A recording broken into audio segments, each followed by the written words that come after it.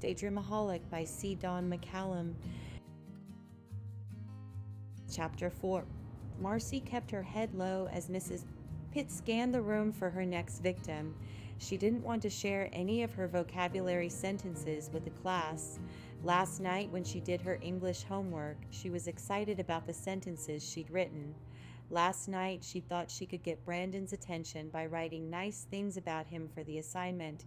Her sentences were masterpieces of English literature, the perfect examples of literary expressions of love. Last night, in her imagination, she stood front of the class reading all of her Brandon-inspired vocabulary sentences for all to hear. Brandon shows his expertise in all sports, Marcie had read. In her daydream, all the students had listened attentively. They couldn't wait to hear her next sentence. The brilliance, the poetry. Did you see the new shirt Brandon donned last week? Everyone nodded. Yes, they had all seen Brandon's new shirt. Isn't it admirable of Brandon to always work so hard on his homework and still be such an outstanding athlete? Marcie imagined Mrs. Pitt gasping. Ingenious, the teacher said, clapping her hands lightly but with enthusiasm. 2 vocabulary words used correctly in one sentence. All the students were awed. Some even broke out in cheers. And Brandon just sat there blushing. She just knew that once and for all Brandon had noticed her, and he liked what he saw. In the daydream, everyone fell over themselves to express their admiration of her writing skills and courage. But now she looked at her vocabulary sentences and wanted to shrivel up and blow away.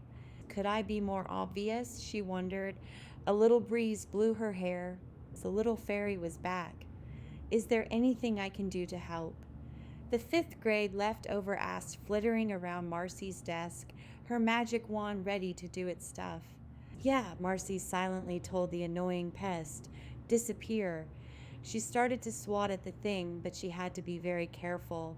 She didn't want to make any sudden moves. Mrs. Pitt was looking for someone else to read a vocabulary sentence. Glancing around, Marcie saw that the fairy was gone.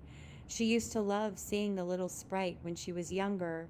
It always seemed like she said the right thing to take Marcie's troubles away, but she knew she was getting too old for that. She was going to be 13 in 2.5 months. She couldn't be pretending she had a magical creature following her around, showing up when she needed her the most. It's not like the fairy could really do anything anyway. It was just a part of her wild imagination. All around her, the other kids were squirming in their seats. She figured they hadn't written sentences about Brandon, although Tabitha probably did, knowing her. She guessed the other kids were just being shy, or more likely hadn't done their homework. She could hear their papers rustling. She saw their sideways glances at other people's papers, their rolling eyes. This was the last place on earth they all wanted to be. Maybe they'll squirm so much they'll draw some attention away from me, she told herself. I must be very, very still. Her breathing slowed. She tried not to blink. She heard the nervous laughter after someone read a remotely funny sentence. People laughed, but not too loudly. They didn't want to be called on next. Thank you, Chad, Mrs.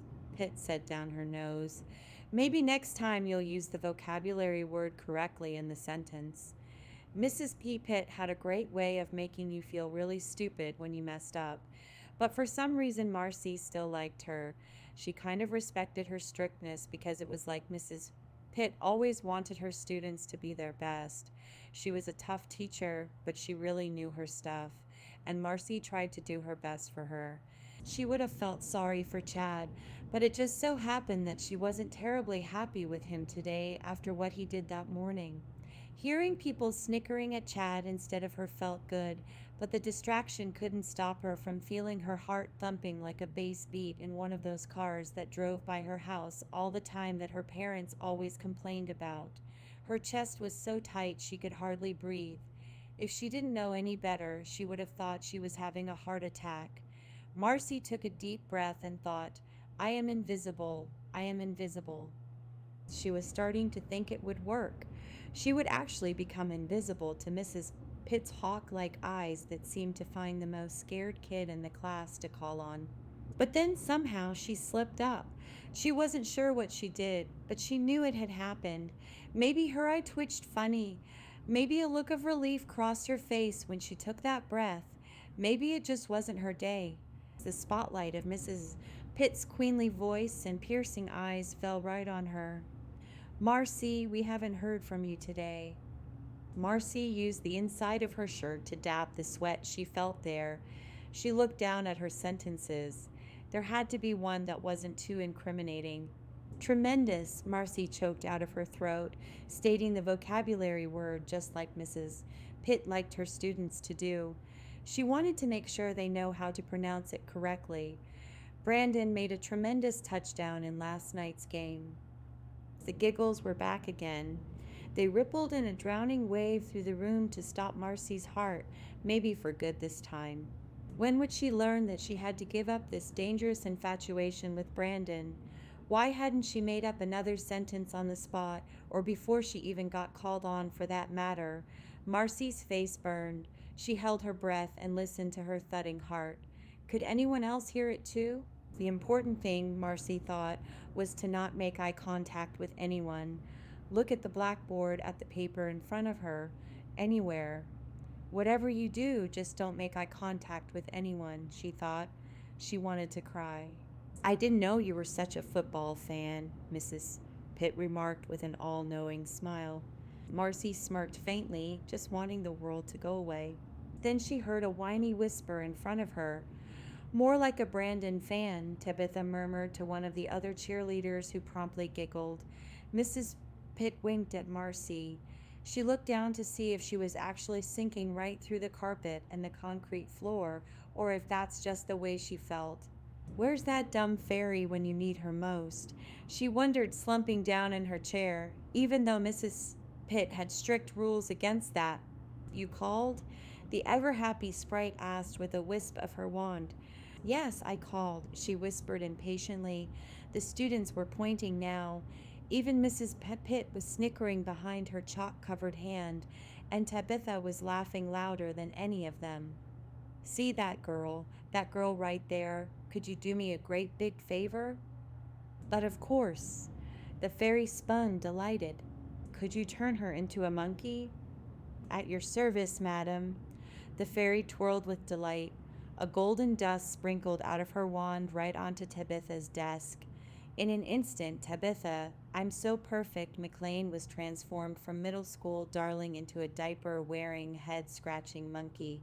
Hey, everybody, the always nosy Chad yelled. Tabitha turned into a monkey. Everyone screamed with laughter. Now all the fingers were pointing at her. That's more like it, Marcie said. Hey, Tabitha, Mrs. Pitt chimed in. Maybe you'd like to try out for the school mascot. I have some application forms right here if you want one. And everyone laughed at Tabitha. Of course, that isn't what really happened. Yes, Marcie had slouched in her desk, and yes, Mrs. Pitt had actually let her, but that's where it stopped. After she read her sentence, she didn't even hear another word that was said for the rest of the class period. Coming out of her daydream, she stole a quick glance at the clock.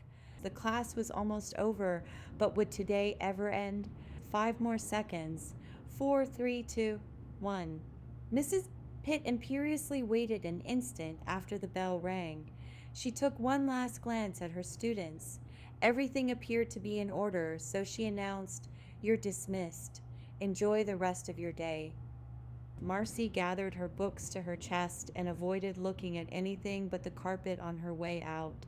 She wished she could enjoy the rest of her day as Mrs.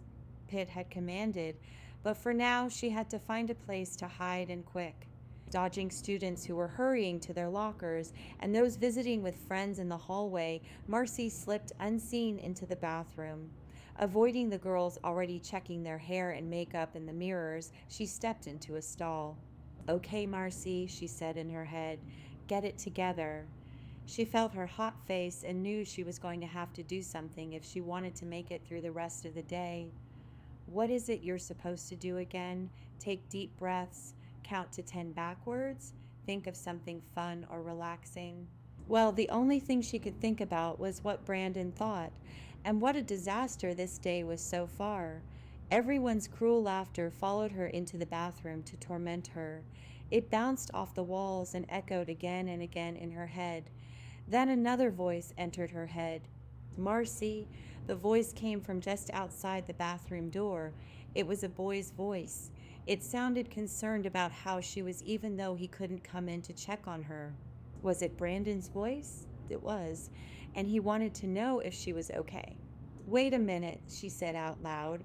She peeked through the crack in the stall to see if the other girls heard her. It didn't look like it this time, but she better watch it. Just wait a minute, Marcie, she thought. Brandon is not out there. He is not going to ever notice me, so just forget about it, and forget about the stupid daydreams. That's what keeps getting me in this mess. Marcie hung her backpack on the hook in the stall. She tried to listen to the other girls talking in the bathroom, but Tabitha's words kept coming back. She could still hear that nasal whine. More like a Brandon fan? Now her head was hurting her too. Why did she have to say that, she thought. Isn't it enough that everyone knows that Brandon likes her and that he'll never even think twice about me? That I'm just an idiot, a nobody. Marcie knew this kind of thinking wasn't going to get her anywhere. To make things better, she was going to have to show them that it didn't matter to her what other people thought of her. She was going to have to go out there and try to have a good day. She was going to have to put all this behind her, pull herself together, because if she didn't, she might make another stupid blunder. And whatever you do, no daydreaming about Brandon, she told herself. Closing her eyes, she imagined herself lying on her bed under her warm green comforter. She saw her stuffed animals around her and took a deep breath, trying to smell the sweetness of her clean room instead of the perfumes fighting it out in the bathroom. A little bunny rabbit hopped across the front yard and rested on her windowsill. 10, 9, 8, the little bunny counted slowly as she took another deep breath. It had the sweetest, most peaceful look on its face. 7, 6, 5. The bunny's kindness almost carried the tension away, but she knew her anger was still there. Another group of girls burst in the bathroom, but Marcie just ignored them. Just let them spray their perfume and retouch their makeup, the bunny said in a soothing voice. We're counting, remember? Now where were we? Oh yes. 4, 3, 2, 1. There now. Don't you feel better? The bunny's nose twitched as he looked over at her lying under sheets. Seeing she was okay, he hopped away onto other very important tasks, Marcie was sure. Inhaling one last deep breath, Marcie told herself that she was going to put it all behind her. She told herself she was going to try to have a better day. She didn't know if her little pep talk helped, but at least her face didn't feel like it was on fire anymore. Her head was almost back to normal. The other girls in the bathroom picked up their books and headed to the door. Through the open door, she heard a teacher yell down the hall. 1 minute, don't be late.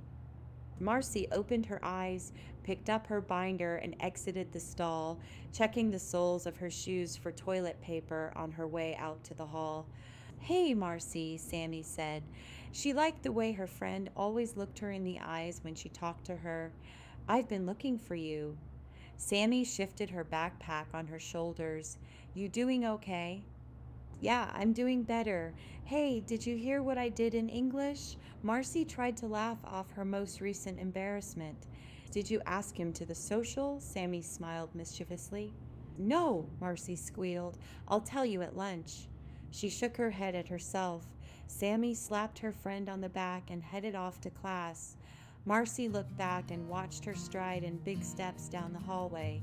She wished she could have some of Sammy's confidence. How do you get like that anyway? She wondered. She forced another smile, even though her friend wasn't there to see it. Taking another deep breath, she walked to her next class. Thank you for listening to Daydreamaholic by C. Don McCallum. If you're enjoying this story, please consider sharing it with someone you know, and please like the video and subscribe to this channel to help others discover these stories.